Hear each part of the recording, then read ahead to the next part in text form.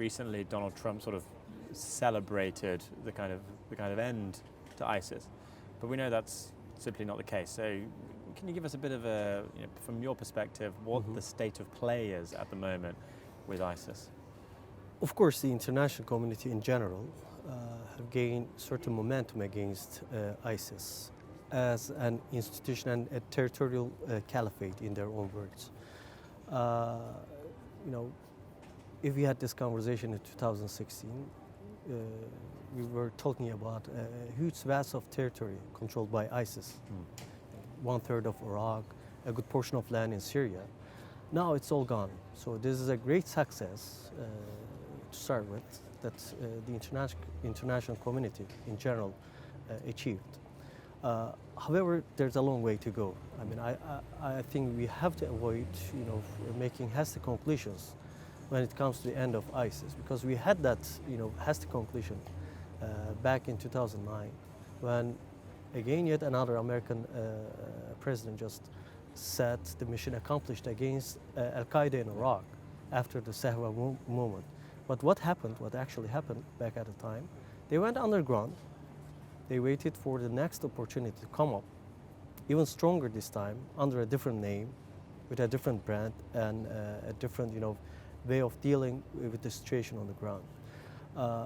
The danger that ISIS or ISIS-related, ISIS-type organizations poses for the whole international community, I think still remains to a certain extent, because the root causes that ISIS type of organizations exploited back in 2017, 7 or 9, or back in 2011, 12, 13, are somewhat still existing. We have failed state structures still in the Middle East. We have demographic changes in the Middle East. The socioeconomic situation in the Middle East is, unfortunately, is giving us a very gloomy picture. There's a huge community of refugees and internal displaced people. Physical destruction is still there, unfortunately, in both Iraq and in Syria. So it's going to take some time for us to, rehabilitate all those, physical structures and the social demographic structures of those countries. Until that moment, there are certain causes that ISIS type of organizations can exploit. So we have to find a balance between our military fight against ISIS, which has to continue to a certain extent, and social and political fight against, and even religious fight against ISIS. We have to kill the ideology together with their, physical military capacities. And I guess in that sense, Turkey presented a very viable solution, especially in the lands, in the territory captured from ISIS through the Euphrates Shield operation. We are now talking in certain areas in Syria about the resurgence of ISIS, for example. You will not hear this kind of conversation or discussions in the territory which was captured by Turkey from ISIS, because Turkish military operation went hand in hand with Turkey's political and social operation actually in those territories. So when people find a semblance of normalcy in those areas, when people saw that the physical structures are still intact, so there are homes to return to actually. There's an economic life over there. There's reconstruction efforts over there. ISIS actually were taking out some of their basic, let's say, exploitation points. So we are not now talking about strongly about ISIS resurgence in those areas, for example. I think this is a good model that can be used in other areas in Syria and Iraq.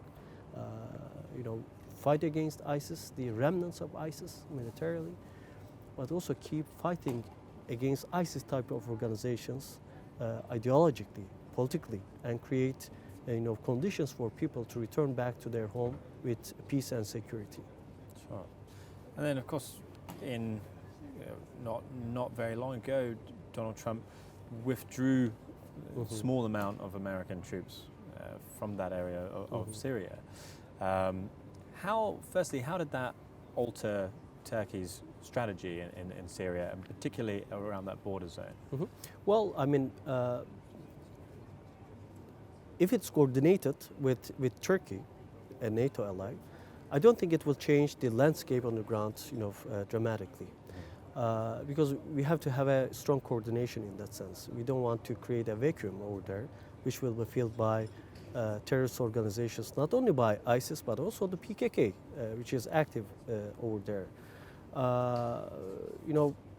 At the end of the day, this is the Syrian land, and the foreign troops will have to leave at some point. But we have to do that with certain coordination with the locals and with other, international partners.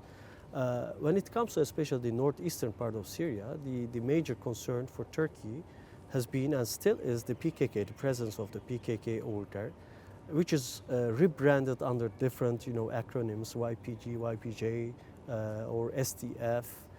And we have seen that the US and certain European countries have been militarily supporting, this terrorist organization for some time in their fight against ISIS.